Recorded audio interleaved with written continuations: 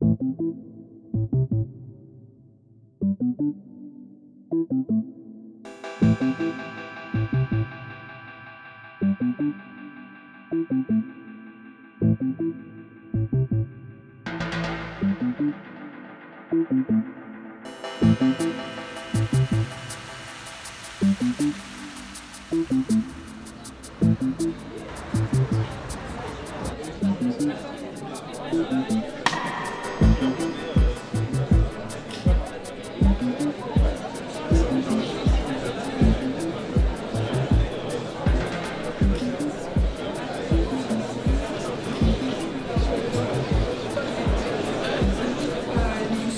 bienvenue au 54e congrès de la SELF et nous vous remercions de votre présence. La devise « Fais ce que tu feras » convient très bien à la forme originale de ce congrès.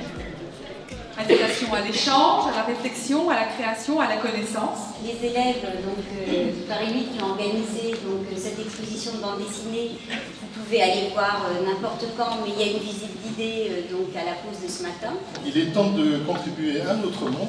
Je vous souhaite un très très bon démarrage et je vous invite donc à retrouver les axes et les salles qui vous sont dédiées. Merci à vous. La question que l'on pose lors de ce congrès, c'est comment contribuer à un autre monde.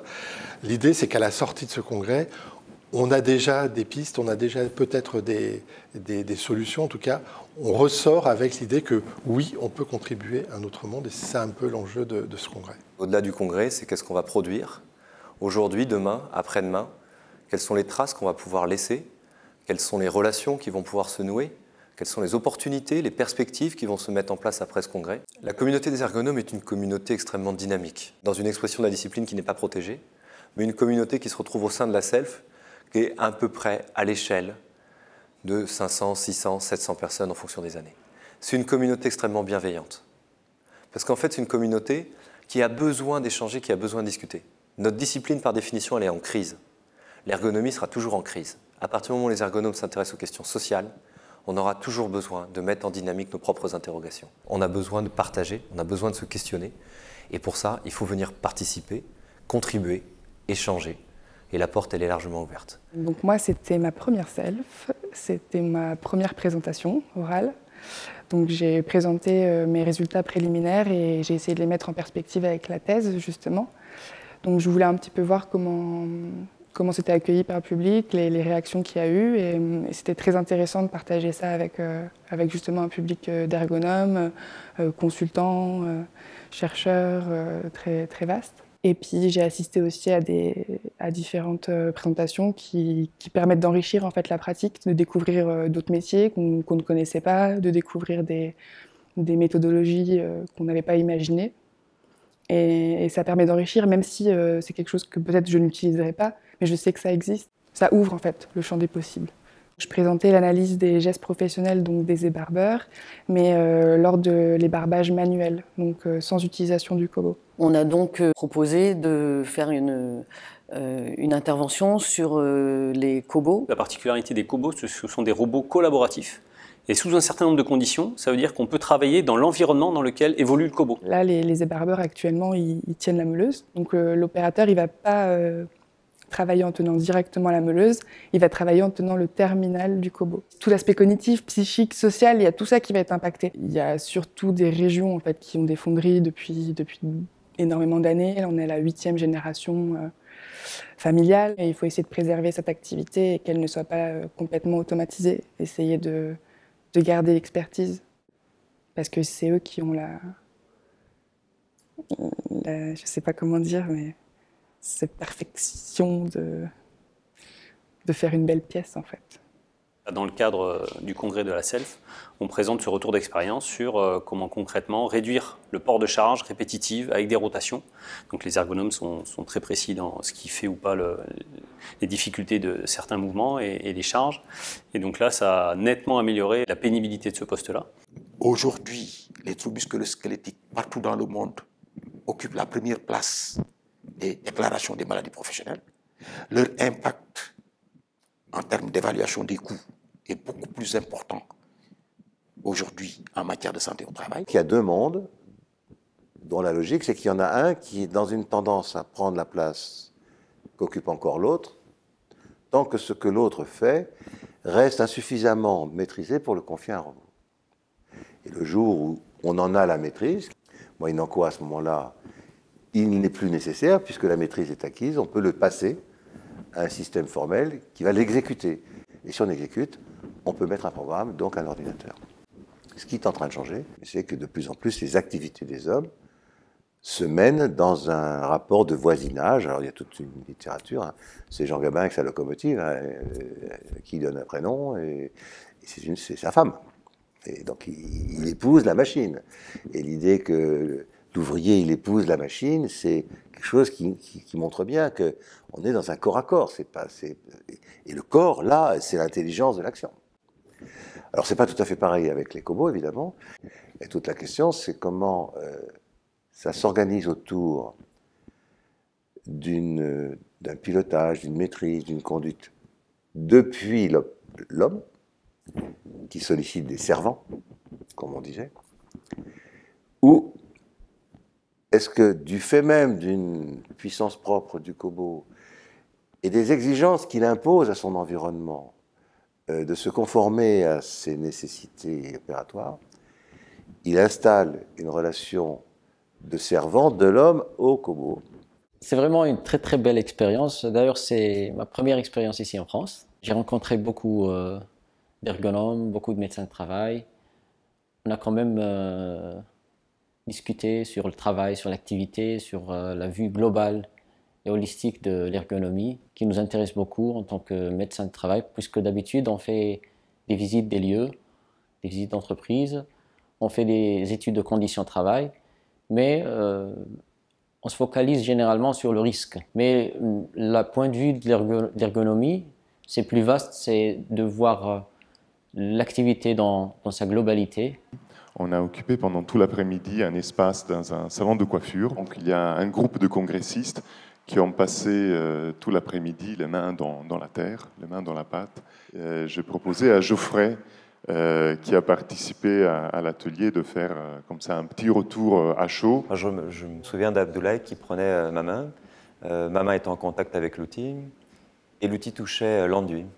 Et la capacité à appuyer ni trop fort, ni trop peu sur cet outil pour ne pas écraser l'enduit, c'était énorme parce que c'est la manière dont ce qu'il avait pu construire dans son corps, eh bien, il me l'enseignait à son tour. Je ne m'attendais pas à ce qu'à un moment de la self, de ce congrès, puisse ouvrir ce type de rapport humain. Au-delà des personnes, ce qui se rencontre, c'est l'expérience d'une grande richesse et dans laquelle la question du travail a une position centrale.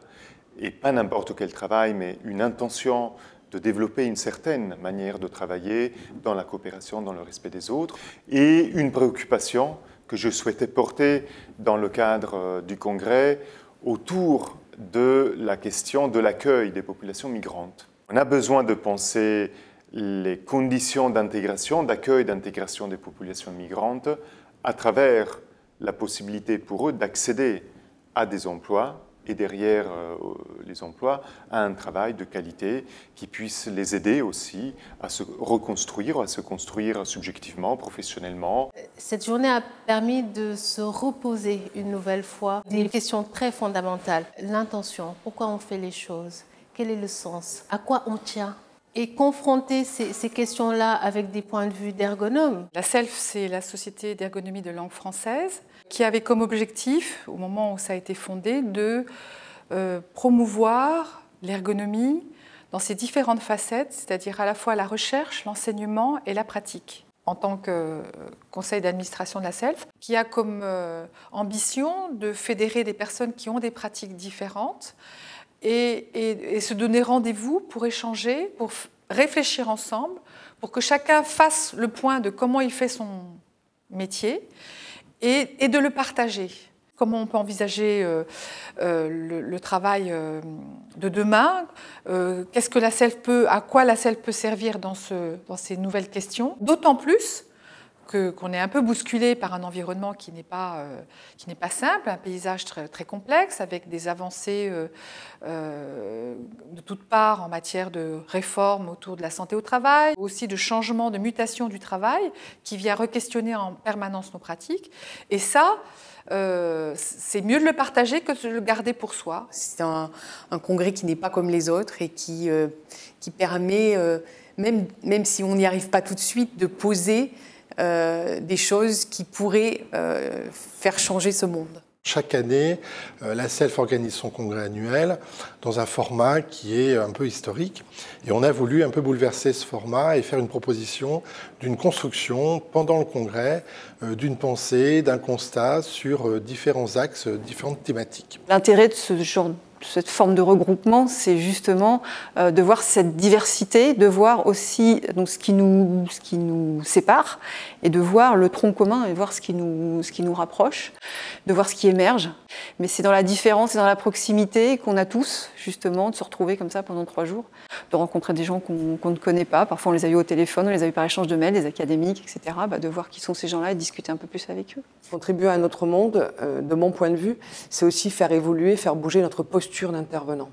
Et je trouve que c'est un des enjeux de la discipline, c'est-à-dire de nous propulser aussi dans cet autre monde et de l'impulser en se déprenant un tout petit peu d'une activité diagnostique pour aller vers la construction de cadres et de dispositifs qui permettent aux acteurs de faire le bilan de leurs difficultés, de leurs possibilités et de porter les transformations. Donc d'impliquer les acteurs dans le travail plutôt que de leur expliquer le travail. L'axe sur lequel on a travaillé, c'est autour de l'homme et ses outils et de l'innovation. On s'est dit en collectif, mais finalement, l'innovation, c'est pas que l'innovation technologique, c'est aussi l'innovation liée au développement durable, l'innovation liée au développement de l'homme.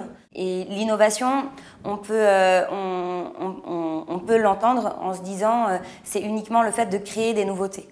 C'est une manière de l'entendre. Mais aussi, on peut l'entendre en se disant, et là, c'est plus les disciplines de sciences humaines qui le pensent de cette manière-là, en se disant, l'innovation, c'est la manière dont les personnes s'approprient les nouveautés. Et moi, je pense que probablement, c'est un peu des deux, en fait. L'innovation, c'est à la fois le moment où on invente, le moment où on s'approprie, et comment on articule ces deux moments pour pouvoir penser une innovation qui s'inscrive dans les usages, ramener les usages pour nourrir l'innovation, bref, une dynamique entre le monde de ceux qui utilisent et le monde de ceux qui développent, qui construisent. Je suis très admirative de ce qu'ils ont essayé, de ce que Thierry et Arnaud ont essayé de faire et d'avoir tenu leur cap, quoi, ou leur intention initiale.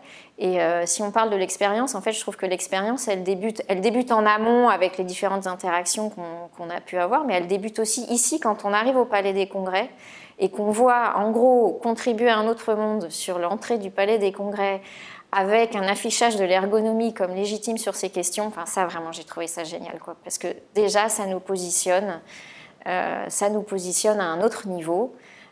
Et c'est visible dans l'espace urbain, quoi, pour la sphère politique, publique, etc. Donc ça, c'est excellent. Alors les congrès de la SELF, c'est une manière de sortir du quotidien. Ça a plusieurs orientations. Une première orientation qui est une sorte de prise de température des évolutions à la fois de la discipline et du métier.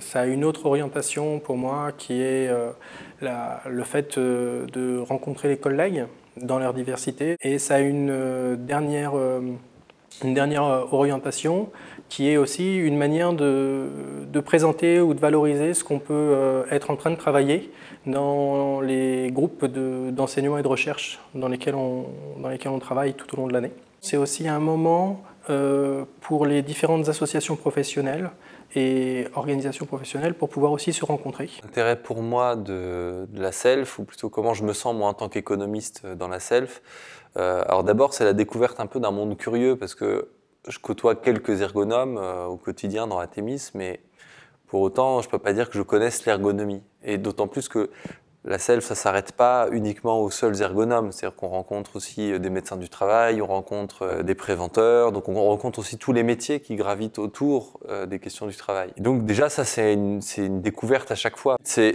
une découverte qui en général passe assez bien, puisqu'on voit que la question des modèles économiques, la question de la transformation des entreprises, c'est aussi un truc qui parle ici. Donc autant, on pourrait dire, là où on intervient d'habitude, on s'est habitué à ce que ça parle, autant ici, ça fait du bien aussi de voir que ça diffuse dans d'autres communautés de recherche et de communautés professionnelles. Donc ça, c'est intéressant. On a eu pour ambition, on nous a demandé donc de faire quelque chose au congrès, et on a eu pour ambition de dire, on va ouvrir cet entre-soi entre jeunes, et on va l'ouvrir aux expérimentés. Et donc pour le moment, on est assez content du résultat, puisqu'on a sorti des choses, et on a permis quelque chose où aussi les expérimentés ont pu questionner leurs propres pratiques. Donc on a fait une proposition à la SELF d'un jeu qui s'appelle le jeu de l'observateur, qui est un jeu qui a été inventé à l'initiative de Constance Ruiz, qui est ma collègue doctorante en anthropologie, et de moi qui suis aussi doctorante en anthropologie. C'est un jeu pédagogique qui a pour objectif de sensibiliser aux outils et aux enjeux de l'observation, ou de revenir sur une pratique professionnelle d'observation.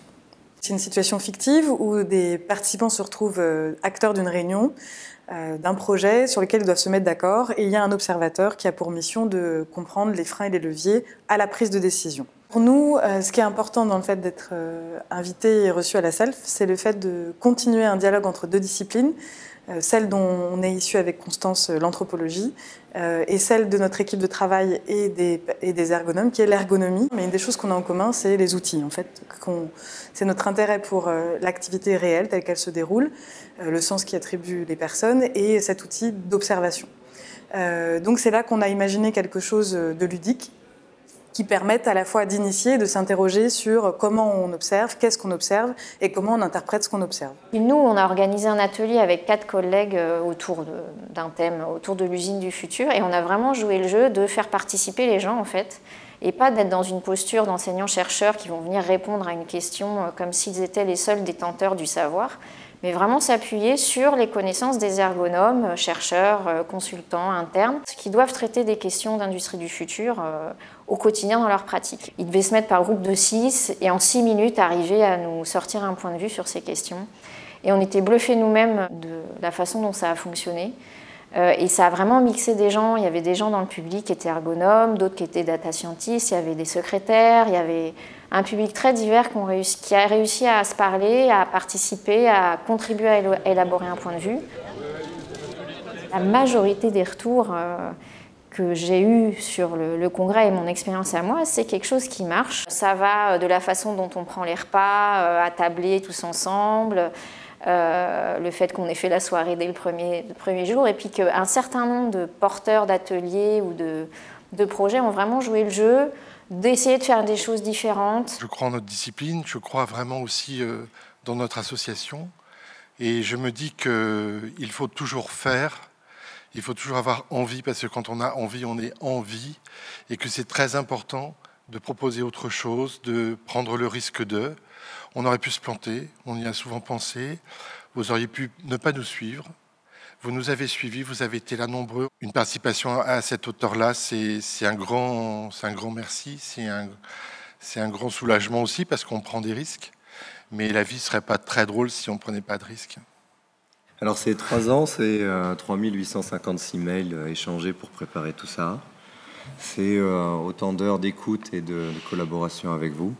Mais c'est surtout un très profond remerciement à toute l'équipe du conseil d'administration de la SELF et notamment à tous ceux qui étaient en charge de nous suivre. On voulait vraiment sincèrement vous remercier.